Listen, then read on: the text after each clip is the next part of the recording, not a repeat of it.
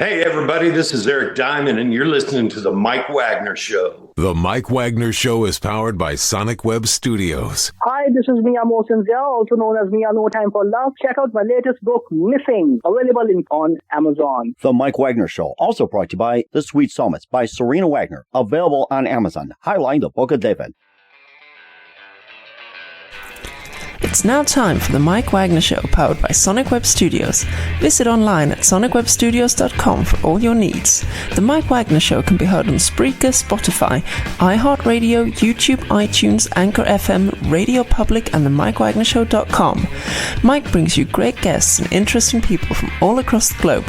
So sit back, relax, and enjoy another great episode of the Mike Wagner Show.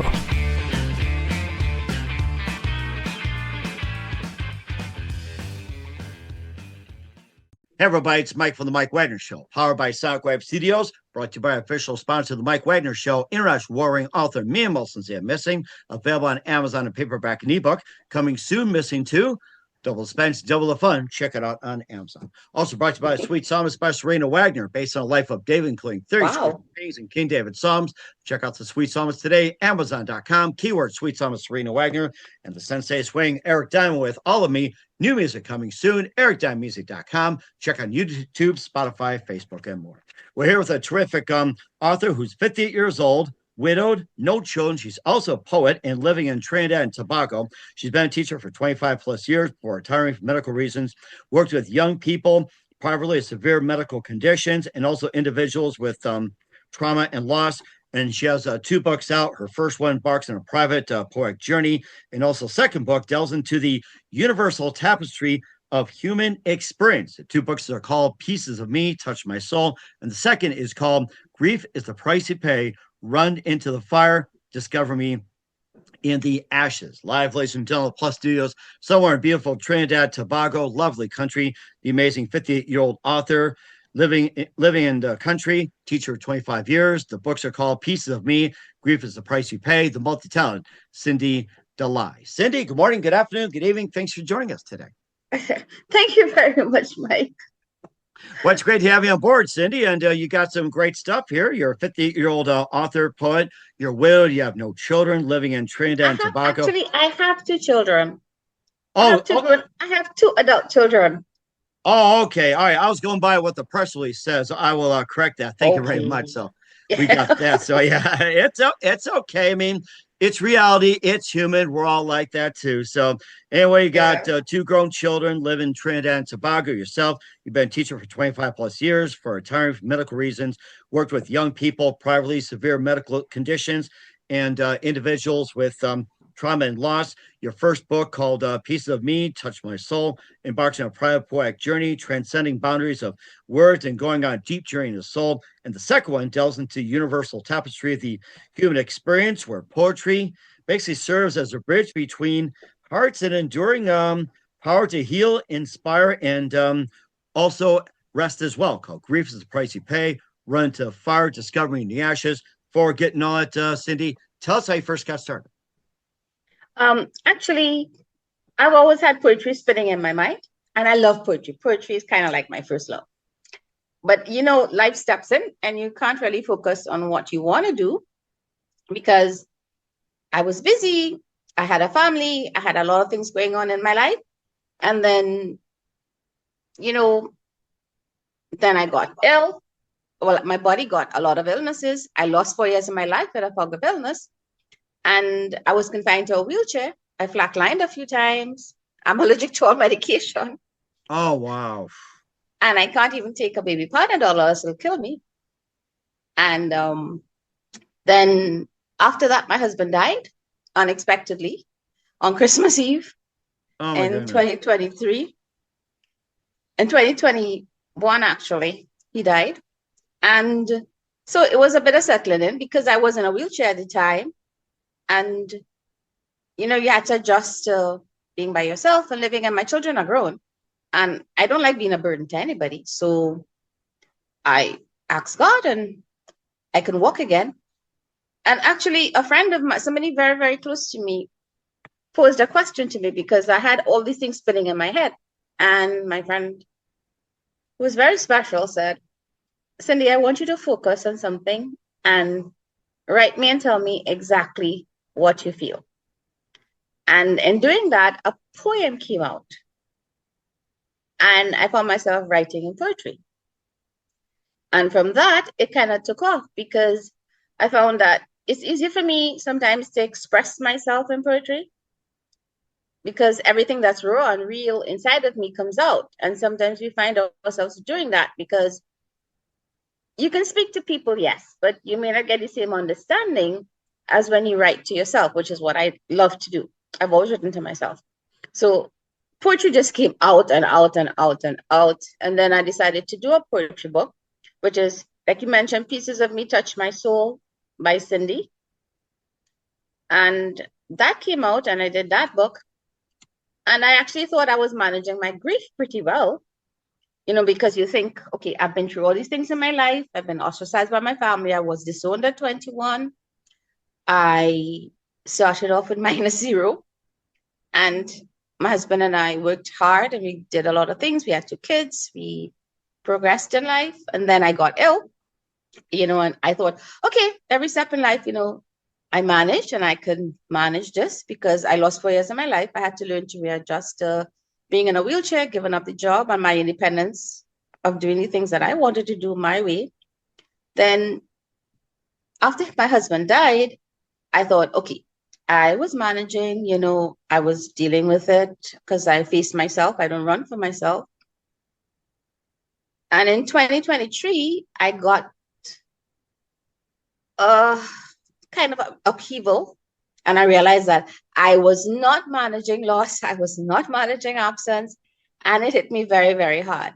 And I kind of pulled away from everybody because I work better in silence.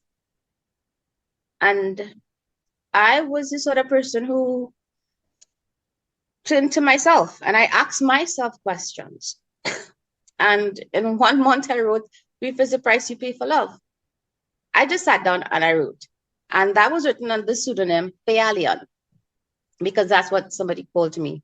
It was an acronym for 3 names someone called me. And the words came out and I said, do you know what? People go through grief, and what people tell me about grief, all the advice I've gotten from other people and what people sent me to read and stuff, I didn't read.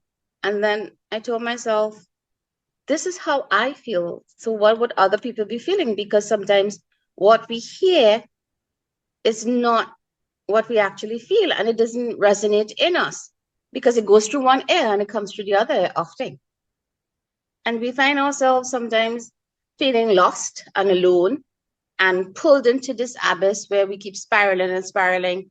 And you think nobody understands. Nobody really knows what goes on. And sometimes the well-meaning people, they are well-meaning and they love you and they're trying to help you, but they just don't get, because grief is personal. Grief is messy. Grief doesn't have a set timeline. Grief does not follow, like, okay, first you get anger, first you get denial, then you get this, it does not follow a set pattern. And whatever you may hear people talk about or what people may say, it may not sync with what you are feeling at that moment.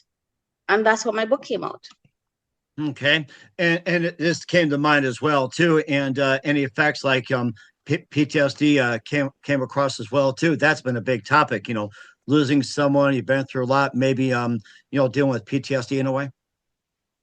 Yeah, because what happens is that, you see, grief and loss is not confined to just losing someone. It's not someone passing away. It's not just that alone. Grief and loss, you can feel loss and absence in anything. If you have a relationship gone bad, if you lose touch with a friend, if you lost a close friendship, if you lose a pet, if you lose a job, or if you have to relocate from one place to the other, you do suffer loss and you do suffer grief. It's just that we don't identify it as grief and loss. We just see it as, well, these things happen, I just lost my friendship or whatever, and the person is gone from it. But what you're actually feeling is you're feeling grief because you are feeling the absence of something that was in your life before. And that is a form of grief. And the same way, like, you do go through anxiety, you do go through all the things you go through, like you mentioned, PTSD. You do go through the traumatic experience of it. And I know that because like I told you, I have a lot of illnesses in my body still. And most people don't know it looking at me, but I do. And like at a time, like a lot of people would contact me and say, look, like, you know, if you can help me out with this or whatever. And we would talk. And I realized that I could help people like that because I understood what they were going through, because I myself have gone through it. And the trauma sometimes doesn't hit you when you're going through it. Sometimes trauma hits you like months after, a year after, 2 years after. Then you feel the real impact of what you went through. And I realized that with grief and loss, in that I thought I was managing. I thought, you know, okay, I was dealing with it. I was admitting to my feelings. I was accepting everything. I was trying to, you know, create space around it. But then I realized one important thing, I didn't agree with it. And there's a difference between accepting a trauma and accepting a loss and accepting the absence of something that you were familiar with before and agreeing with that absence. Because when we accept something, say, okay, this happened. Yes, I know it happened. I know I lost somebody. I know my friend is gone. I know I lost my job. I know my relationship broke up. Yeah, you accept it, but do you agree with it? And that is where the important aspect of loss and grief comes in that you have to tell yourself, it was good. I had someone in my life. I had a job that I enjoyed. I enjoyed times. I had good times. I had bad times. But now it is gone. And it is no longer like, if it was a relationship, it's no longer we. It's no longer you and me and we. Now it's just me. And you have to agree with that. Yes, I had this before, but now it's gone. And I am still here because I have a reason for being here. Mm-hmm. And certainly as well, too, you also helped people with severe medical conditions. You've been a teacher for 25 plus years in individuals with traumas and loss. And, tell us more about your profession. What inspired you to first become a teacher? Well, actually, I fell into teaching because after I left high school, I didn't have the means to go to university. So I had applied and I became an assistant teacher. And because it wasn't my first love, and it never crossed my mind to actually become a teacher. But then I realized that I was very good at it. And I love teaching young children. And especially the ones that are like 5 to 6 years old. And I love teaching them because they are, they're young and they don't have all these perceived ideas in their minds and stuff. And they're really open to learning and they're open to receive what you have to give them. And that I loved a lot. And so I remained in teaching, and then it worked out very well because my husband had a shift job, and with our kids and stuff like that, a parent had to be around, and I loved it and I did it. And then like later on, and then in the course of teaching, of course, you do come across the situations of children, the life situations and how it influences them when they are at school. And I found myself counseling a lot of people, parents and children, and also other teachers. And other people had I don't know why, but a lot of people found it very easy to talk to me and tell me their problems because they know, well, I'm kind of like, if you tell me something in confidence, I don't tell anybody else. So a lot of people turned to me when they had issues that they knew I would understand because I had a very, very vast life experience. And I found myself giving advice to people and counseling them and supporting them and kind of guiding them and helping them get through whatever situations they were going through in their life. Also with students, some of the younger students, they had issues with their families and how their home environment were. And, I kind of worked with them and also parents. And afterwards, I realized when I got the feedback from parents, they would say, Miss Cyndee, you had a great impact and you did so much for my child. And, you kind of helped them turn in a new direction. Because I remember at one time I was teaching like a class that was, well, we call it Standard 3 here in Trinidad. And the children are normally about between 8 to 9 years old. And there was a child who had a severe lisp. And he didn't like reading because everybody would laugh at him because he couldn't read properly and he would stammer and stuff like that. And I was a teacher who would go to school very early because I don't like traffic. I don't like driving in traffic. So I would be in school, probably one of the first teachers in school. And early in the morning, he would come and I would say, listen, come and sit with me and read. And there weren't very few people around then. So he felt, he felt safe and comfortable. And he would read to me and I would slowly go over the words with him. And by the time he left my class, he didn't stammer anymore. And I remember his mom telling me after, she said, you helped him so much. Now, I did specialize in special education, so I do know how to treat with children who have special needs. And like, I don't call them disabilities really, who are differently inclined. So I do know how to deal with that. So that was one occasion that I realized that I could help a lot with children. And then it progressed to older people because like there were some young people who had terminal illnesses and their parents would call and they did ask me to speak to them, or they some of them tried to commit suicide and stuff like that. And the parents would speak to me and ask me for advice on how to deal with them. And I told them, I said, listen, you don't look at it as blaming your child. You have to look at it as, what is the cause? You have to find the root cause of it. And sometimes it's the pressure. It may not be because they want to do it. It may be things that occurred before, but you have to show them how to see it in a different light. For instance, like, I remember there was a situation where there was a lot of conflict between the young boy and his parents, and they wanted him to do a certain thing and he didn't want to do it. And, the parents were getting very angry and stuff like that. And so he called and he said, Miss, I don't know what to do. And I said, so I spoke to the parents and I said, listen, what you have to realize is that he has his own way of looking at things and you have your own way of looking at things. And what you have to do is you have to come to agreement that you both have different views, but maybe you should give him some space and agree to disagree, but give him some space. And you both have to make compromises about, okay, this is what we expect of you. This is what, and then the child also said, well, this is what I want to do instead. And I don't think, because they keep comparing me to my brothers and sisters and I am not like them. So then we got down to like everybody's an individual and it kind of backed up and it worked out very good because the boy ended up being an engineer. Nice. Okay.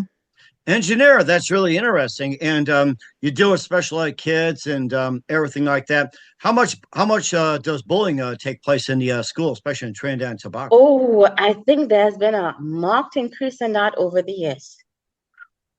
Yeah, because like when I was teaching and stuff like that and thing, it wasn't really, you might have one or two, but over the years, like you hear reports about it from other teachers and stuff like that, and bullying and acts of violence, actually. So it's not as if it's just confined to the world. I think it's a pandemic. Well, I call it pandemic. It's a pandemic in society all over the world because, it's like what other people see and people look at videos on, and because they have so much access to media, it's like, if they can do it, then we can do it, or whatever. And like, there are lots of incidences where children are bullied, even in primary school, young children and adults. And I don't know. It just seems as if we have lost.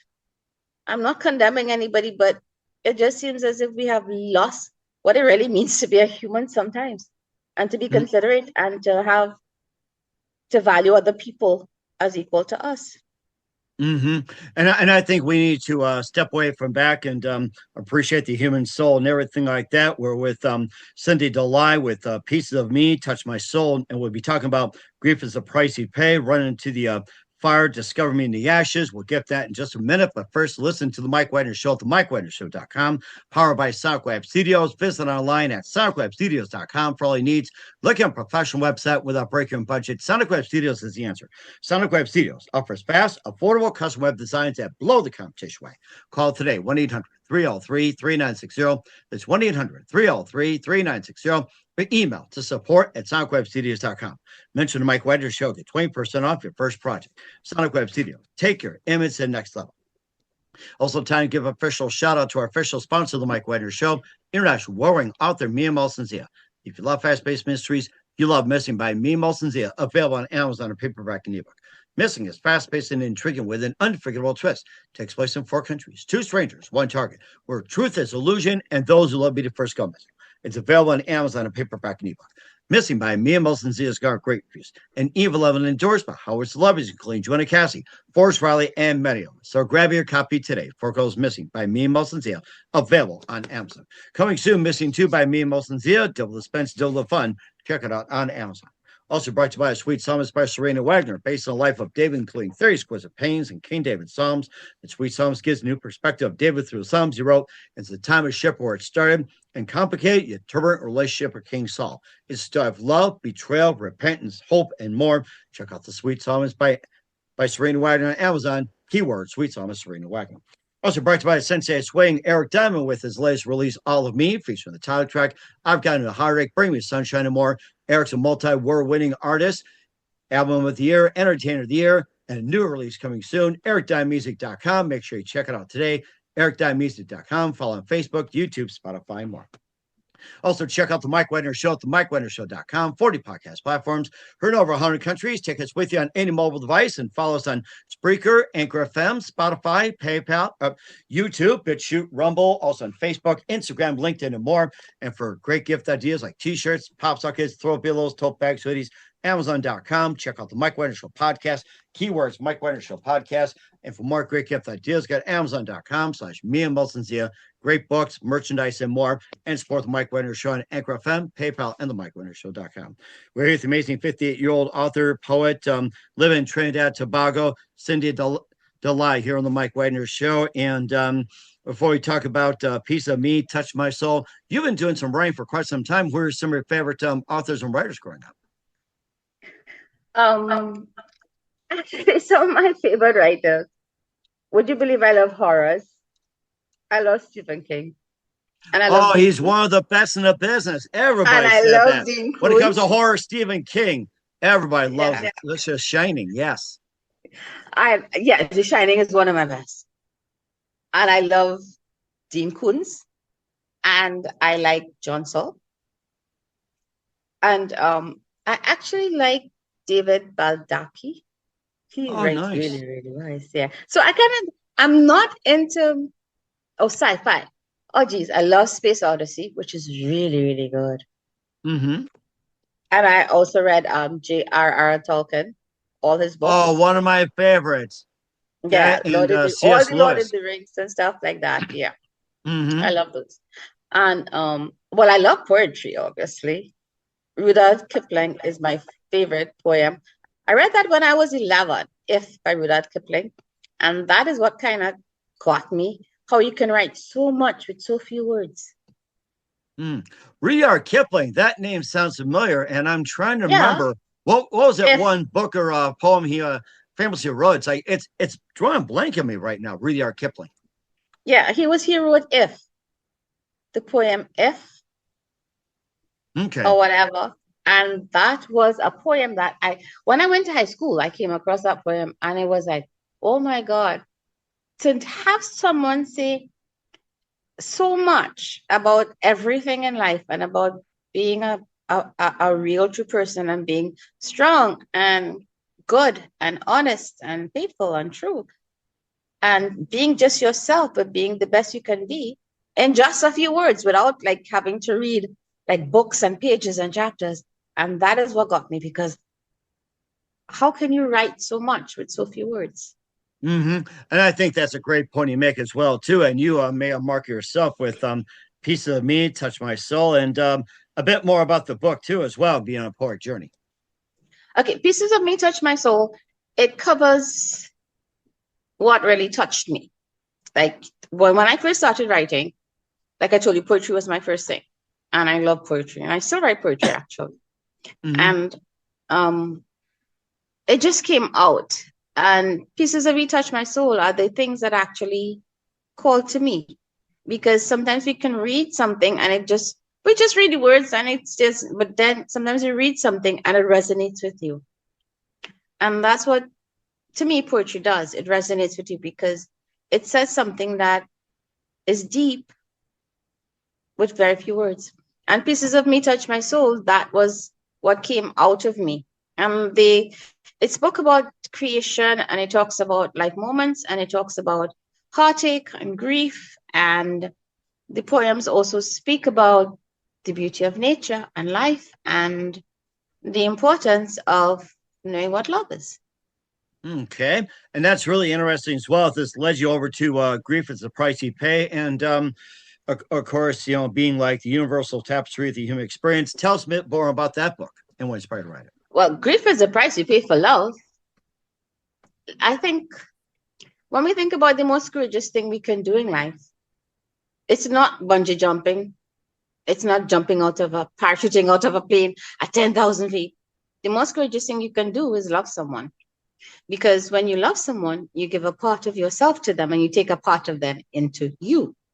And that is something that is not material. It's not a gift in the sense of a material thing. It is a gift of yourself to someone. And as you love, you understand that we are human and we are mortal and we can die. So that's what it's a risk you take when you love someone. And that's the most courageous thing you can do, because you are taking a risk of loving someone knowing that they may not be in your life all the time. And that is where the title came from, Grief is the Price You Pay for Love, because just as you love, you can lose. And Run Into the Fire, Discover Me in the Ashes, that has to do with after you suffer a loss, you can't stay in the same spot because you are still here and you are still present. So you have to face yourself, and that is running into the fire involves. It involves facing all that you are going through, all that you're feeling inside, agreeing with it, accepting it, and also learning to create space around what you have lost. Because very often what happens is that you accept the loss and things like that, and you go through your normal routine. You may have a job, you may have children to see about, you may have a home, you may have responsibilities and obligations to see about, and you get caught up in that routine, but the grief is still very deep inside of you. And while it is okay to feel all the emotions, it is not okay to shortchange yourself and to limit yourself by the fact that, okay, I have this loss, feel sorry for me, I feel sorry for myself. And you begin to go down in self-pity, and you begin to wallow in the self-pity. And you kind of find yourself spiraling in the same cycle over and over. You're up, you're down, you're back, you're forth. But what you're doing is you are missing the purpose of what you are here for. And maybe there is a reason that you underwent this grief and this loss. Maybe there is a reason why you are still here, especially if the person who you lost has died, or even if it's a relationship breakup. There is a reason why you are still present, and you have to learn to step out. You can hold what you had inside of you, because you can't get rid of your memories. It's a computer where you can just press delete or erase and it's all gone. Your mind will always bring it back up.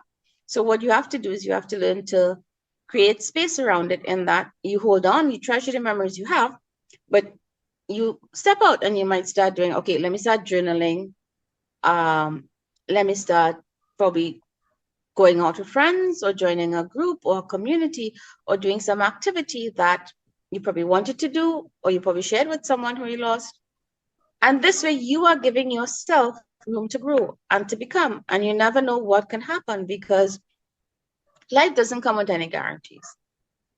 It doesn't say that, okay, this person is gone and now you just flick a switch and you go to the next stage. You have to learn how to move and how to create your own space and be comfortable moving forward, because you will always carry the loss in you. That's a fact of life, and you can't undo the past. So what you have to do is you have to step out, and that's what grief did for me. That's what this book did for me, because unless I had to face what I went through and what I was feeling inside of me, I would always keep spiraling because it was pulling me down. And I said, no, this is not me. This is not, I don't want to feel this way. I know it is, most people say it's normal. Most people say, this is how it is supposed to be. You can't control it or whatever. And I said, no, I do not want to keep going down, keep trying to go up and then falling 10 steps backwards. I don't want to do that. I want to see where I am, what I want to face, what I'm feeling. I'm not going to run from it. So that's why I run into the fire, because when you go through grief, you think, okay, we're just going to look at what we lost. But then you realize that your mind is a library, and it has categories, just like a library. So every time you suffer disappointment, every time you suffer rejection, every time you suffer a hurt, your mind will pull all the books. So same way when you suffer a grief and a loss, it's going to pull back to all the times that you lost something. You lost a friendship. You lost your family. You lost a job, and all those other feelings come tumbling in. And that's what the book is about. Because when I was going through the process of trying to get through with the loss of and the absence that I felt in me of that person who was a part of me, I found myself spiraling to memories of when I was growing up and the battles that I had to go through. And when I felt, lost and alone, and when I felt self-doubt, and when, because you doubt your ability to get through things. So all these things come spiraling into you, and you feel yourself as inadequate. You don't feel yourself as, you're never going to get over this. And you see, when you face it and you say, well, okay, it happened. What lesson did I learn from it? So all those things, when you do look in retrospect, all those things brought you to where you are now. And you realize that you're a lot stronger than you thought you were. And by facing it, and by setting your mind in such a way that, okay, this is what happened. This is what I felt. Okay, before somebody treated me badly and I lost a friendship or I lost a relationship I had, what did I learn from it? I learned to be calmer. I learned to be stronger. I learned to rely more on myself. I learned to be more careful in, opening up to people. I learned to see things differently. So you realize that you do acquire a lot of lessons from every experience you have. So in the book, what I did is I wrote about how we get pulled into things. And surprisingly, what I found was that I have had feedback on Amazon.com. And what people wrote in the reviews, it really touched me, because a lot of people said that, this is things that you don't consider. And it touched him. And one person actually wrote that his wife right now has a terminal illness. Oh, wow. And he read the book, and the book resonated with him, and it helped him a lot because it gave him a better frame of mind, And even personally, like, I gave the book to like people who I know who suffered loss, like other widows and people who like suffered a loss of children and stuff like that. And they said, so one of the persons called me and I said, Cyndee, I didn't think anybody understood. And I didn't think that what I was feeling was right. I thought something was wrong with me because I was feeling this so many years afterwards. These feelings were still with me. And I didn't think anybody understood. And I didn't think, you are saying what I can't say to myself, but what I feel. And I realized that a lot of people feel marginalized. They feel alone because they think if they still keep feeling this way after years have passed, something is wrong with them. And I was glad in a sense because it gave people comfort. And that's what I wanted to do with the book. The intention was to let people know that it is normal to still continue to feel these things. It is normal to still cry. It's normal. It's okay that you don't feel good sometimes. It's okay that, you want to scream still.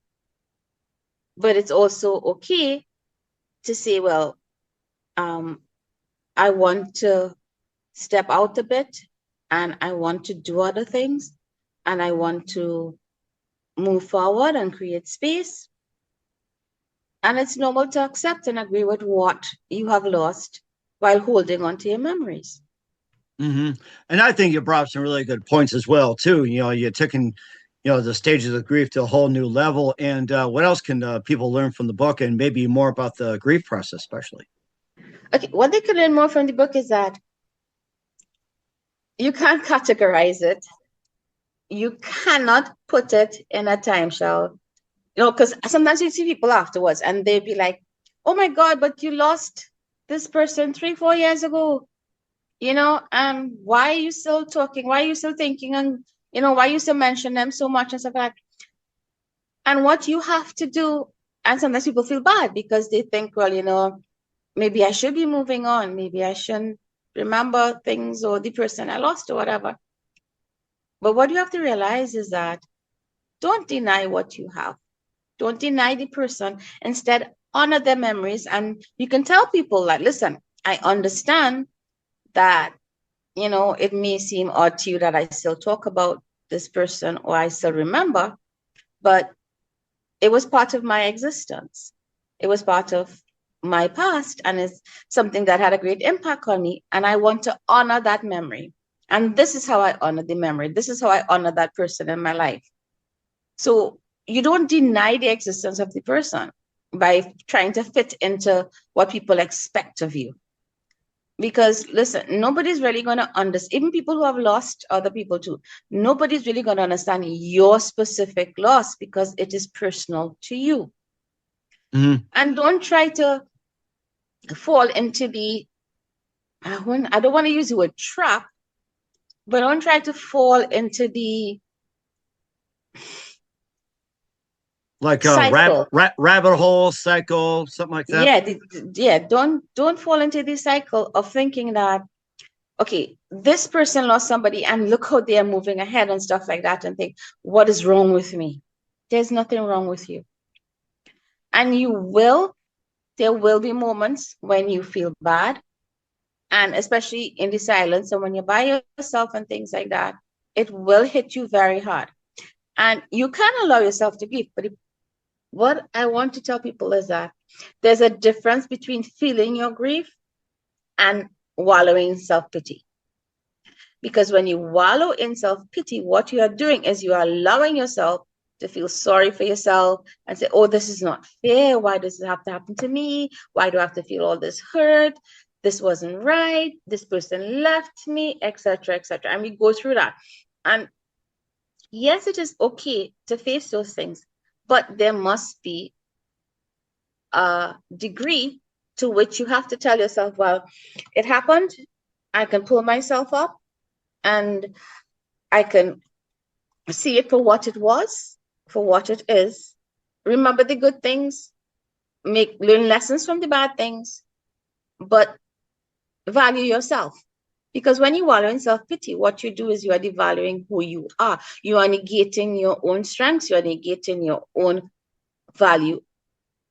And very often what we find is that we may ask other people, how are you feeling? But do we ever stop to ask ourselves, okay, how am I feeling? It's a good point. And self-care is very important to us, because especially when you're going through a difficult time, like you say, I don't know why I feel this way. My head is spinning because it keeps going and this pain is so much, whatever. And I say, wait, stop. It is hurting. I have a loss, but what exactly am I feeling? Sometimes you may be feeling anger. Sometimes you may be reacting to something that happened, and you're allowing yourself to use the pain or the loss of that person as an excuse. But what you're really doing is you might be upset at something happening in your life, and that kind of triggers the feeling of loss in you, because you think, oh, it's going to happen all over again. Say you got upset with your children or something, right?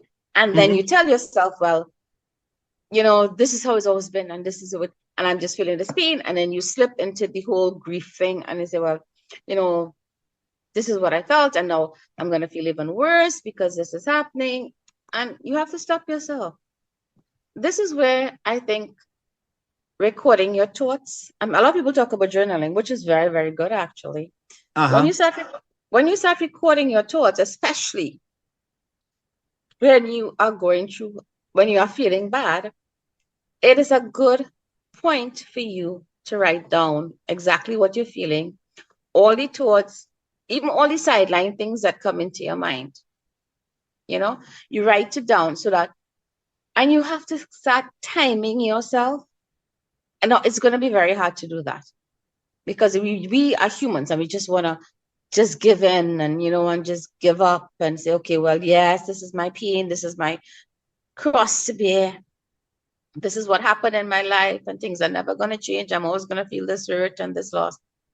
But when you start writing down exactly what you feel, the good and the bad, the anger, what do you say? Okay, this hurts too much and I don't want to go through this and I hate myself and I hate this person for leaving me. You write down all those things, whether it's good or bad, write it down.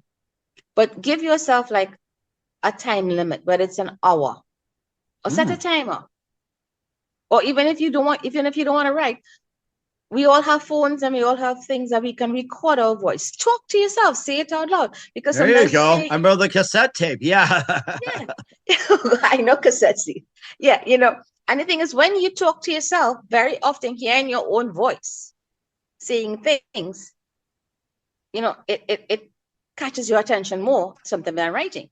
But you see, when you go back, like later on, and you read over what you write, that gives you a perspective of what you're feeling, of what is happening inside of you, of what is triggering you, of what exactly you feel. Because sometimes you deny it to yourself. And it's only when you are in the depth of something that you really see where things are coming from and you really realize what is the outside pressures. So that's another thing you can do. And also in the book, you can also learn about some things. I gave out some things to bear in mind. Things like, you have to give yourself grace. You have to forgive yourself. You have to learn to. Sometimes we think we allow people to help us, but what we're really doing is pushing them back. It's like your friends might come or your family or when come and say, well, I want to be there if you want to help. And you say, no, it's okay, or whatever. And you don't understand. But sometimes maybe you should try to explain to people more exactly what is happening inside of you. And maybe they can get a better understanding. And you also have to realize that you are not the only person suffering the loss. If you have children, they may be suffering loss in a different way, but they're still suffering the loss. Or you might have friends or something or whatever, and they're going through the same process in a different way, but they're also feeling lost. And you also have to not be so self-centered that you think, I'm the only one suffering all this, and this is impacting me the greatest. No, it is not impacting you the greatest. It just affects everybody else to a different degree, depending on their connection to whatever was lost. Okay. All right. And that sounds like some really good points as well, too. And more than 2 books with author Cyndee Dhalai. You listen to The Mike Wagner Show at themikewagnershow.com, powered by Sonic Web Studios, brought to you by official sponsor of The Mike Wagner Show, international warring author Mia Milson's Missing, The Sweet Psalms by Serena Wagner, based on the life of David, including 30 exquisite paintings, King David Psalms, Amazon.com, keyword Sweet Psalm of Serena Wagner, and the Sensei of Swing, Eric Diamond with All of Me. New music coming soon, ericdiamondmusic.com. We'll be back with the amazing author Cyndee Dhalai after this time out. Hey, everybody, this is Eric Diamond, and you're listening to The Mike Wagner Show. The Mike Wagner Show is powered by Sonic Web Studios. If you're looking to start or upgrade your online presence, visit www.sonicwebstudios.com for all of your online needs. Call 1-800-303 888-866-3960 or visit us online at www.sonicwebstudios.com to get started today. Mention the Mike Wagner Show and get 20% off your project. Sonic Web Studios. Take your image to the next level. Hi, I'm Burl Barer, legendary American author, and I'm here to tell you about Missing, the new mystery suspense novel by Mian Mosensia. It's really a good book. Very surprising. Never metaphor I didn't like, especially in this book. Here you have a main character whose life has been filled with despair. His wife died in 9/11. His young daughter died of a rare disease. He's not a happy camper. What does he do for a living? He's a physical fitness trainer. When somebody hardly knows, someone he's never met, he only has encountered them on an internet chat line, goes missing, this is his journey. He's going to go rescue them. This is his search for redemption, his search for his own personal promised land. He couldn't do anything about the death of his wife, the death of his child, but maybe he could rescue this woman he's never met. That is, if she exists. Missing by Mian Mosensia, international in scope, vastly entertaining, full of surprises. I suggest you get it, neither paperback or an electronic edition for your Kindle. Missing by Mian Mosensia. Hey, everybody, this is Eric Diamond. You're listening to The Mike Wagner Show. You can check out our music and know all about us at www.ericdiamondmusic.com. Follow us on Facebook, YouTube, Spotify, TikTok. You can friend me on Facebook. You can follow me on Facebook, and you can even buy both of my albums off of Facebook. Just get a hold of me on the Facebook Messenger. We have them available in CD or thumb drive. Thank you so much, and hope you have a great day. The Mike Wagner Show is brought to you by Serena Wagner's book, The Sweet Psalmist, now available on Amazon. This book includes 30 exquisite paintings by well-known and unknown painters and King David Psalms. The Sweet Psalmist gives us a new perspective on his life in this book. Through the Psalms he wrote, his time as a shepherd in the field is where the book starts, and it goes on to describe his complicated and turbulent relationship with King Saul as well as other events. It's a story of love, betrayal, repentance, and more. It also offers advice on approaching God and living a life that pleases him. Check out the book, The Sweet Psalmist by Serena Wagner, now available on Amazon. Keywords, Sweet Psalmist, Serena Wagner. Hey, this is Ray Powers, and boy, are you in luck. Right place, right time. Tuned in to the Mike Wagner Show. You heard me. We're back with author Cyndee Dhalai here on the Mike Wagner Show with Pieces of Me, Touch My Soul, plus Grief is the Price You Pay, Run Into the Fire, Discover Me in the Ashes, and just lastly as well too, where can we find your book and find out it works at, Cyndee? Okay. Well, Pieces of Me, Touch My Soul by Cyndee, that is available on Amazon.com. And also Grief is the Price You Pay for Love, Run Into the Fire, Discover Me in the Ashes. That was written under pseudonym Faye Allian, and that is also available on Amazon. Both books are available on Amazon. All right. Well, certainly check those out. And a couple more things, Cyndee. Who do you consider biggest influence in your career? A friend of mine, because he gave me inspiration to actually start writing. Like I told you, He asked a question, I want you to focus. And from that actually came everything. And I think the key direction in my life has always been God. So, because that is where I've got my strength from. Because I tell everybody, I don't know how I live by God's grace. Because medically, I'm not supposed to actually be here. Because my doctors, nobody understands how I can live without medication. Mm-hmm. And I can walk after I was in a wheelchair for 11 and a half years. Or how I can do the things I do. So. Mm-hmm. And I think that's really great as well, too. And I forgot to ask you, what can we expect from you 2025 and beyond? Actually, I have another book in the making. This one is called What Now Life? Love Exists. And it speaks about, the traumas people go through in relationships and stuff like that, especially toxic relationships and manipulation, when people manipulate love to their advantage. And the fact that no matter what we think or how bad something may seem, love does exist. And there are true and genuine people out in the world who knows how to really love someone unconditionally. Okay, well, it's really good. That's something to look forward to. And lastly, what's the best advice you can give to anybody at this point? One thing you should never do is let life experiences determine, or other people's opinion determine your expectations and who you are, because when you get down to it, you're not a clone, you're not a duplicate. There's only one you in this world, and who you are is always more, never less. And I think that's great advice as well, too. We're here with author Cyndee Dhalai on the Mike Wagner Show with Pieces of Me and also Grief is the Price You Pay. Cyndee, a very big thank you for your time. You've been absolutely fantastic. Learned a lot. Looking forward to having you soon. Keep us up to date. Keep in touch. Love to have you back. And what's your website? How do people contact you? Where can people purchase or check out your books? Okay, you can get my books, Grief is the Price You Pay for Love, Run Into the Fire, Discover Me in the Ashes by Faye Allen, on Amazon.com, and Pieces of Me Touch My Soul by Cyndee on Amazon.com. And also there is an author's website called fayeallen.com that you can visit also.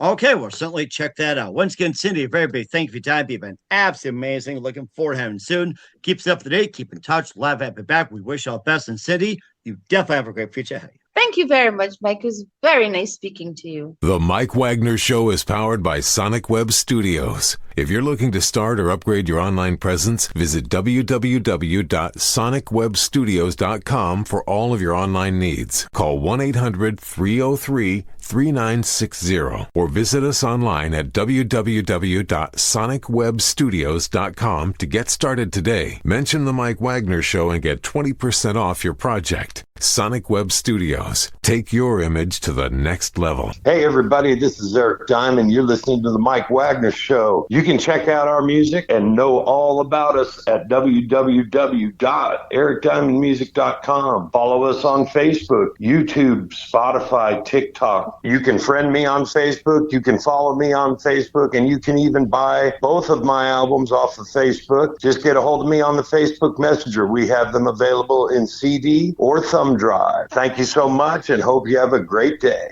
Hi, I'm Burl Bear, legendary American author, and I'm here to tell you about Missing, the new mystery suspense novel by me and Mohsen Zia. It's really a good book. Very surprising. Never metaphor I didn't like, especially in this book. Here you have a main character whose life has been filled with despair. His wife died in 9/11. His young daughter died of a rare disease. He's not a happy camper. What does he do for a living? He's a physical fitness trainer. When somebody hardly knows, somebody he's never met, he only has encountered them on an internet chat line, goes missing. This is his journey. He's going to go rescue them. This is his search for redemption, his search for his own personal promised land. He couldn't do anything about the death of his wife, the death of his child, but maybe he could rescue this woman he's never met. That is, if she exists. Missing by me and Mohsen Zia, international in scope, vastly entertaining, full of surprises. I suggest you get it, either paperback or an electronic edition for your Kindle. Missing by me and Mohsen Zia. The Mike Wagner Show is brought to you by Serena Wagner's book, The Sweet Psalmist, now available on Amazon. This book includes 30 exquisite paintings by well-known and unknown painters and King David Psalms. The Sweet Psalmist gives us a new perspective on his life in this book. Through the Psalms he wrote, his time as a shepherd in the field is where the book starts, and it goes on to describe his complicated and turbulent relationship with King Saul as well as other events. It's a story of love, betrayal, repentance, and more. It also offers advice on approaching God and living a life that pleases him. Check out the book, The Sweet Psalmist by Serena Wagner, now available on Amazon. Keywords, Sweet Psalmist, Serena Wagner.